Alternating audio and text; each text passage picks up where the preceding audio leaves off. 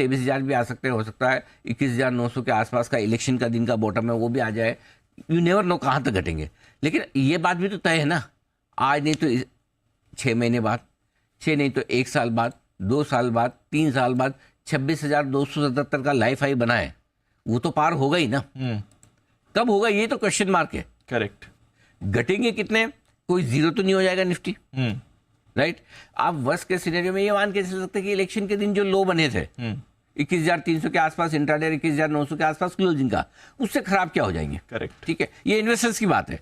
Traders के लिए तो खैर अपने अपने रोज के काम है, रोज कुआं खोदो, रोज पानी पियो, कुआं खोदा पानी मिल गया तो ठीक, नहीं तो पसीना आया वो अलग से है ना। सो वो वाला हाल। बट इन्वेस्टर्स को ऐसे मार्केट में थोड़ा सा व्यू लॉन्ग टर्म कर लेना चाहिए और थोड़ा छोड़ देना चाहिए, स्पेशली जो म्यूचुअल फंड। स्टॉक्स में तो देखिए, स्टॉक्स तो हर बार तेजी में अलग तरह के स्टॉक्स होते हैं, मंदी में अलग तरह के स्टॉक्स होते हैं। सो अभी क्या है, प्राइस वाइज करेक्शन। आप इंडिया की प्रॉब्लम क्या थी, सबसे पहले जहां से एफआईज ने बिकवाली शुरू की, उनको मार्केट महंगा लगता था कि वैल्यूएशन ज्यादा है। एग्जैक्टली। और कोई दूसरे मार्केट के वैल्यूएशन अच्छे लगते हैं।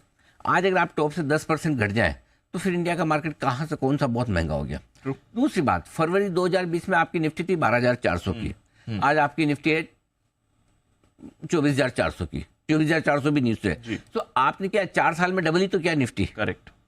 आप लो से मत गिनो, अगर हाई से हाई गिनो तो 4 साल में आपकी क्या रिटर्न आए।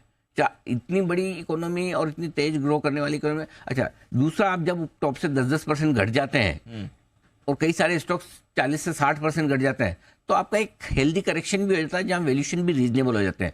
उसके बाद क्या दीप, जब आप वित्त वर्ष 2026 की अर्निंग देखना शुरू करेंगे तो धीरे धीरे आपको स्टॉक्स ठीक लगने लगेंगे।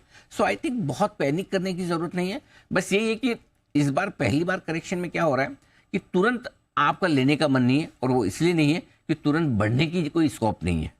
और जब तक क्या है, ये जब जब भी बढ़ेगा 2-4 बार जब तक सेलिंग आएगी, हर उछाल में एक बार सेलिंग आती है, फिर कॉन्फिडेंस टूटता है। जब तक 1 या 2 बार कोई आपको स्टॉप लॉस ट्रिगर होते नहीं दिखेंगे शॉर्ट सेलर्स के, तब तक मार्केट बेस बना को ऊपर जाएगा नहीं। तो वो थोड़ा वक्त लगेगा। लेकिन जहाँ तक ट्रेडर्स का, इन्वेस्टर्स का सवाल है दीप, 23,500 23,800 की रेंज में आपकी 30 से इंस्टॉलमेंट लगानी चाहिए। मैं 30 इंस्टॉलमेंट की बात कर रहा हूँ। हमने 4 से 6 इंस्टॉलमेंट की बात की थी। यहाँ पर आप 20-25% पैसा आप इस लेवल पे, इस रेंज में डाल सकते हैं मार्केट में, ये आपके लिए। और जो भी आप पैसा डालें 1 से 3 साल का व्यू लेकर चले। 1 से 3 साल के व्यू में आपको ये अब रेंज जो अगर आजकल में आ रही है, इस रेंज में आपको थोड़ा पैसा डालना चाहिए। अब उसमें कहाँ कैसे डालना है वो आप सोच सकते हैं, कोई टेंशन वाली बात नहीं। ओके। कोई टेंशन वाली बात। इन्वेस्टर्स को कोई टेंशन लेने की जरूरत नहीं है। ट्रेडर्स के तो देखो अपनी लाइफ में सब अपनी प्रॉब्लम। देखो कई लोग बोलते हैं कि आप अपना प्रोफेशन अपनी मर्जी से चूज करते हैं। आप एक ड्राइवर बनते हैं, पैसे कम मिलते हैं, रिस्क तो फिर भी रहती है, रोड पे आप ड्राइव कर रहे हैं, कभी एक्सीडेंट हो गया लगे।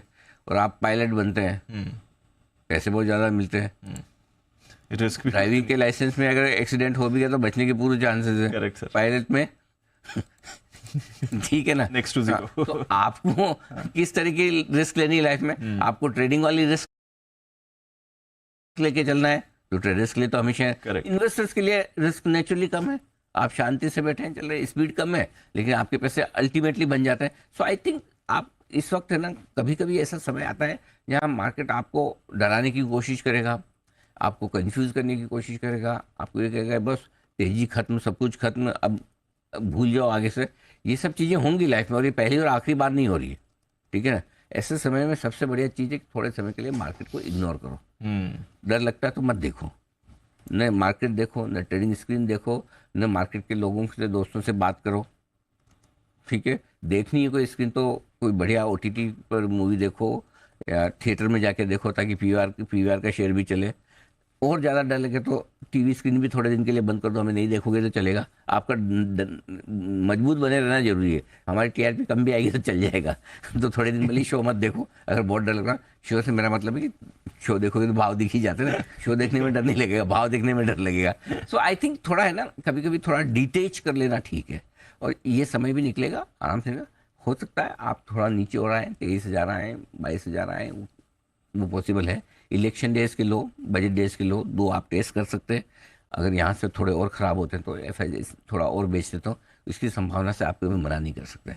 लेकिन ये चीज़ ध्यान रखें कि 75 साल के इतिहास में कितनी मंदी आई, कितनी तेज़ी आई, इससे ख़राब सिचुएशन में इकोनॉमी रही होगी, इससे ख़राब सिचुएशन में पॉलिटिकल सिचुएशन रही होगी, उसके बावजूद आज हम 80,000 पे हैं। करेक्ट। राइट। तो हर अंधेरी रात के बाद सुबह होती है। बस ये है कि आपका पेशेंस होना चाहिए। जिन लोगों ने नहीं पैनिक में बेचा है, अब पैनिक करके रहे, हाँ आपके पास शेयर ख़राब है, क्वालिटी ख़राब है, रियल ख़राब आ रहे हैं, तो एक अलग बात है। अगर